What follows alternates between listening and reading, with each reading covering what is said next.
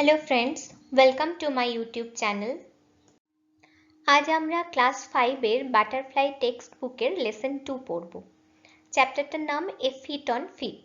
তার টেক্সটটা পড়ব, তারপরে যে কোয়েশ্চেনগুলো আছে সেগুলো আমরা সলভ করব। তাহলে চলো স্টার্ট করি।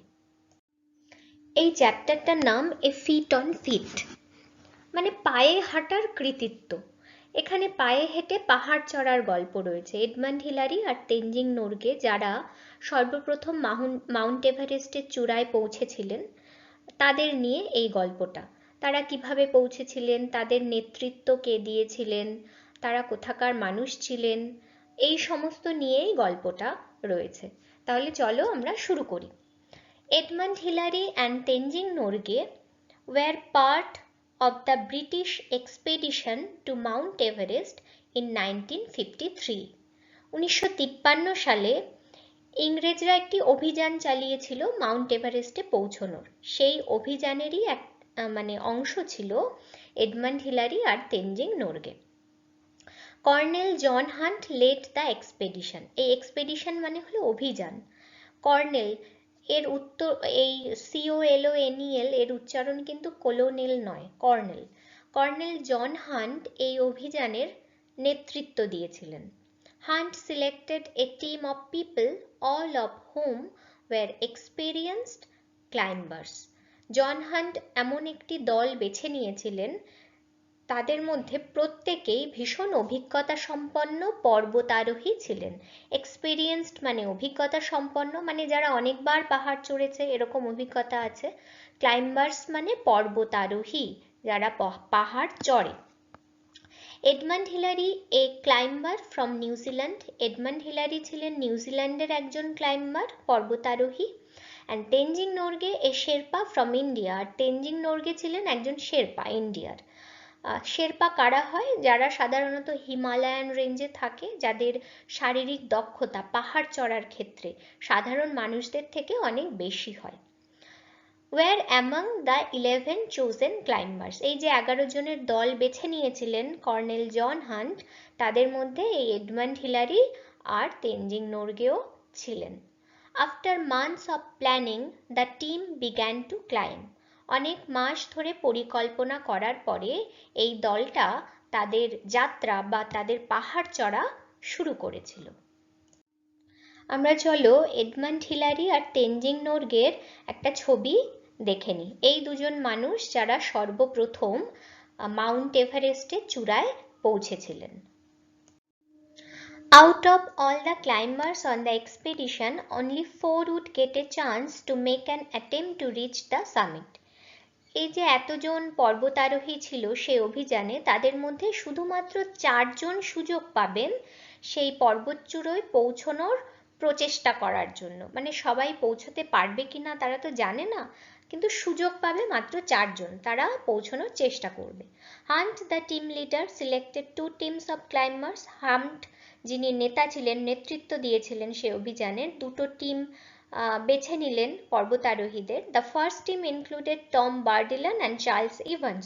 প্রথম টিমে ছিলেন টম বার্ডিলান আর Charles Evans, while Edmund Hillary and Tenzing Norgay made up the second team.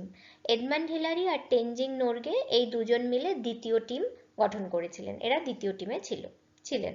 The first team left on May 26, 1953 to reach the summit of Mount Everest. প্রথম যে টিম, তারা 1953 সালে 26শে মে তাদের যাত্রা শুরু করে মাউন্ট এভারেস্টের চূড়ায় পৌঁছানোর জন্য। The two men made it up to about 300 feet short of the summit. তারা কত অবধি দূর পৌঁছেছিলেন?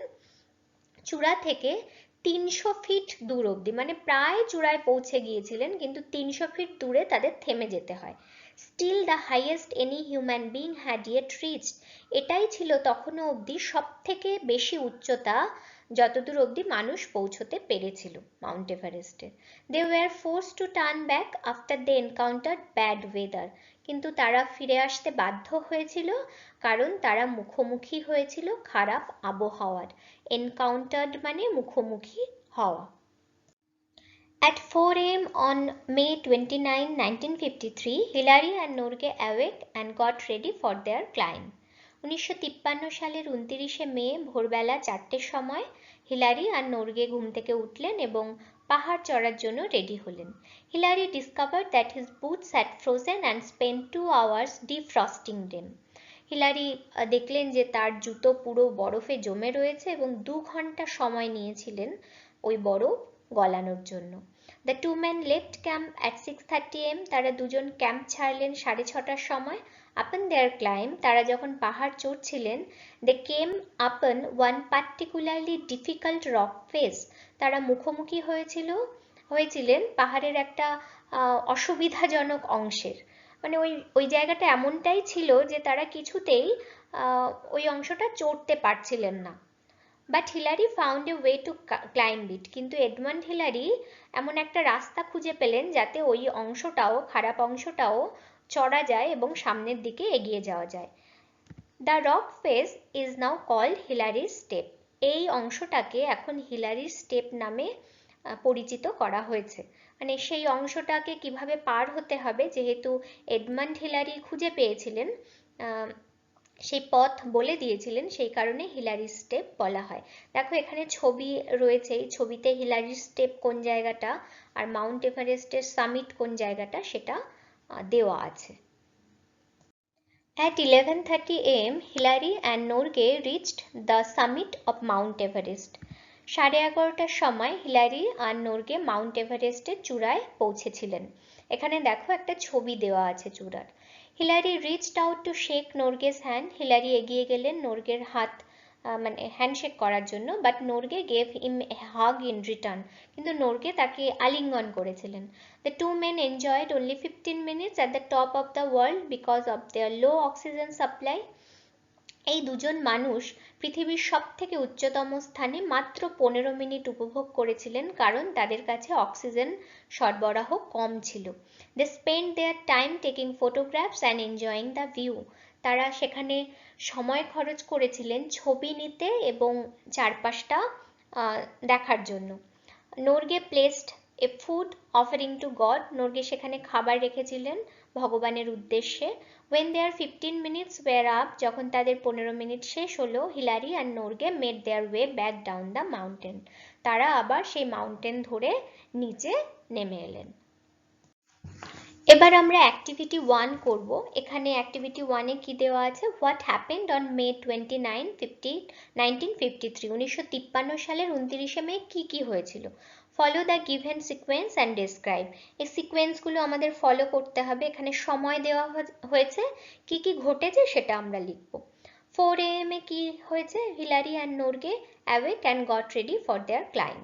6:30 AM, Hillary and Norgay left the camp. 11:30 AM, Hillary and Norgay reached the summit of Mount Everest. 11:45 AM, Hillary and Norgay made their way back down the mountain. 11:45 কথা এখানে দেওয়া নেই, যেহেতু 11:30টায় তারা পৌঁছেছিলেন এবং 15 মিনিট তারা ওখানে ছিলেন, তার মানে 11:45 তারা আবার ফেরত আসতে শুরু করেছিলেন। Activity 2A. Find out the names of glaciers from the route map of Hillary and Tenzing. Hillary আর তেনজিং নোরগে যে পথে গিয়েছিলেন, তাদের যে ম্যাপটা ছিল, রুট ম্যাপ, সেখানে যে গ্লেশিয়ারগুলো ছিল, হিমবাহগুলো, তাদের নাম খুঁজে বার করতে হবে। ওয়ার্ক ইন গ্রুপস, গ্রুপে কাজ করে খুঁজে বার করতে হবে। একটা দেওয়া আছে, one is turn for you. কি দেওয়া আছে? ইস্ট রংবুক গ্লেশিয়ার, এর নাম দেওয়া আছে। আরো দুটো গ্লেশিয়ার আছে, খুম্বু গ্লেশিয়ার আর Kangshung glacier. Activity 2B. Arrange the glaciers from north to south. উত্তর থেকে দক্ষিণ দিকে যে গ্লেশিয়ারগুলো আছে সেগুলো আমাদের পরপর সাজিয়ে লিখতে হবে। একটা করে দেওয়া আছে ইস্ট রংবুক গ্লেশিয়ার, তারপর আছে কাংশুং গ্লেশিয়ার, তারপরে আছে Khumbu glacier. Next activity 3. Let's answer the following questions. Who was the leader of the British Everest expedition of 1953? 1953 সালে যে অভিযান হয়েছিল এভারেস্ট চড়ার জন্য, তার নেতা কে ছিলেন? Colonel John Hunt was the leader of the British expedition of 1953. How many climbers were chosen for the expedition? কতজন ক্লাইম্বার্সকে বেছে নেওয়া হয়েছিল সেই অভিযানে? আমরা জানি 11 জন। 11 climbers were chosen for the expedition. How many climbers got the chance to climb to the top? কতজন পর্বতারোহী সুযোগ পেয়েছিলেন পর্বতের চূড়ায় পৌঁছানোর? আমরা জানি 4 জন। Only 4 climbers got the chance to climb the top. Who were the members of the first team? দুটো team নেওয়া হয়েছিল, প্রথম টিমে 2 জন, সেকেন্ড টিমে 2 জন। তাহলে প্রথম টিমে যারা ছিলেন তাদের নাম কি কি? Tom Bourdillon and Charles Evans were the members of the first team. এখানে কতগুলো ইনফরমেশন দেওয়া হয়েছে, তার উপরে বেস করে অ্যাক্টিভিটি 4 এ কতগুলো প্রশ্ন আছে। Some interesting incidents occurred in following years. 2000 সাল আর 2011 সালে কিছু ইন্টারেস্টিং ঘটনা ঘটেছে, সেগুলো একটু পড়ি। মে 22nd মানে মে মাসের 22 তারিখে কি ঘটেছে? এটা 2000 সালে। Anna Zarwinska became the oldest woman to reach the summit of Mount Everest at the age of 50. Anna Zarwinska যে 50 বছর বয়সে মাউন্ট এভারেস্টের চূড়ায় পৌঁছেছেন এবং তিনি সবথেকে ওল্ডেস্ট, মানে এত বেশি বয়সে কেউ পৌঁছয়নি, যারা পৌঁছেছে তাদের বয়স আরো কম। তাহলে সবথেকে বেশি বয়সে যিনি পৌঁছেছিলেন তার নাম অ্যানা জারউইন্সকা। 2011 সাল মে মাসের 20 তারিখ Arjun Vajpayee at the age of 16 years and 11 months became the youngest Indian to climb Mount Everest. Arjun Vajpayee 16 বছর বয়স, তার 16 বছর 11 মাস বয়স, সে মাউন্ট এভারেস্টে পৌঁছেছে এবং সে সবথেকে ইয়াংগেস্ট ইন্ডিয়ান, মানে ভারতবর্ষের মধ্যে সবথেকে কম বয়সী ছেলে যে মাউন্ট এভারেস্টের চূড়ায় পৌঁছতে পেরেছে। Activity 4. Let's complete the following sentences. The oldest woman to climb Mount Everest is, সবথেকে বেশি বয়সী মহিলা যিনি মাউন্ট এভারেস্টে চড়েছেন, মানে ওল্ডেস্ট ওমেন কথাটা কিন্তু মনে রাখতে হবে, তার নাম হলো Anna জারউইন্সকা। She climbed at the age of 50, 50 বছর বয়সে পৌঁছেছেন। The youngest Indian to climb Mount Everest is Arjun Vajpayee. সবথেকে কম বয়সী ভারতীয় যে মাউন্ট এভারেস্টে চড়েছেন তার নাম হলো Arjun Vajpayee. He climbed on 20th May 2011. 2011 সালের 20 তারিখে মে মাসে তিনি পাহাড় চড়েছিলেন। এবার কতগুলো নাম এখানে দেওয়া আছে। Let's read the words. Edmund Hillary, Tenzing Norgay, colonel Hunt, Mount Everest, China, boots, glacier, India, rope. All this words are names. এই সমস্ত যেগুলো নাম, মানে এগুলো নাম, এক একটা কারোর নাম অথবা দেশের নাম, কোনো জিনিসের নাম। Naming words are called nouns. কোনো কিছুর নাম থাকলেই তাকে নাউন বলা হয়। এবার আমরা আলাদা আলাদা করে এই নামগুলো বেছে নিয়ে লিখব। নেম অফ পার্সন আলাদা জায়গায় লিখব, নেম অফ প্লেস আলাদা জায়গায়, নেম অফ থিংস আলাদা জায়গায়। কি কি মানুষের নাম পেয়েছি? এডমান্ড হিলারি, তেনজিং নোরগে আর colonel Hunt. Name of place জায়গার নাম কি পেয়েছি? Mount Everest, China, India. আর নেম অফ থিংস কি পেয়েছি? Boots, glacier, rope. Activity 6. Let's classify the following words into common nouns and proper nouns. নিচে যে শব্দগুলো আছে সেই শব্দগুলো আমরা কমন নাউন আর প্রপার নাউনে আলাদা আলাদা করে বসাবো। Mother space book common noun. Pinki, Rabi, Soyuz 11, Rakesh, কল্পনা, Columbia, India, USA, Haryana, California, Varun, Osman, এগুলো সবই proper noun. Activity 7a. Let's identify the words signifying masculine and feminine gender in the passage. যে শব্দগুলো নিচের প্যাসেজে ম্যাসকুইলিন অথবা ফেমিনিন জেন্ডার, সেগুলোকে আমরা আইডেন্টিফাই করব। তাহলে চলো আমরা দেখে নিই। Once upon a time there lived a powerful king. King আমরা জানি ম্যাসকুইলিন, এটা বইতে আছে বলে এখানে নীল রং ব্যবহার করা হয়েছে। He O masculine had a beautiful garden. In it there were flower trees beside a lake. Bees feminine came and sat on the flowers. Peacocks masculine danced in the garden. A goose feminine swam in the lake. Drones masculine flew about in the garden. The queen feminine loved the garden. In the evening, she feminine sat there and watched the peahens feminine picking at the grains. A gander glided on the water. Gander masculine. Activity 7b. Write the masculine gender with the corresponding feminine gender in the table. তাহলে যে masculine gender আমরা খুঁজে পেয়েছি আর যে feminine gender আমরা খুঁজে পেয়েছি activity 7A তে, সেগুলোকে আমরা সাজিয়ে লিখব। তাহলে আমরা যে কটা কিন্তু ম্যাসকুলিন জেন্ডার পেয়েছি তার ফেমিনিন জেন্ডারগুলোও কিন্তু প্যাসেজটাতে আছে, যেমন কিং, কুইন। তোমরা যাতে বুঝতে পারো সেই জন্য দুটোই নীল রঙে ব্যবহার করা হয়েছে। হি পেয়েছি, হি এর ফেমিনিন শি, শিও ছিল। ড্রোন, বিজ। পিকক্স, পিহেন্স। গ্যান্ডার, Goodge. Activity 8. Write 5 sentences describing the route map of Tenzing and Hillary. Hillary আর তেনজিং নোরগের যে রুট ম্যাপ ছিল সেটা ডেসক্রাইব করতে হবে 5টা সেন্টেন্সে। চলো এবার আমরা দেখি। Hillary and Tenzing started their final climb at 6:30 AM। 6:30টার সময় তারা তাদের পাহাড় চড়া শুরু করেছিল, হিলারি আর নোরগে।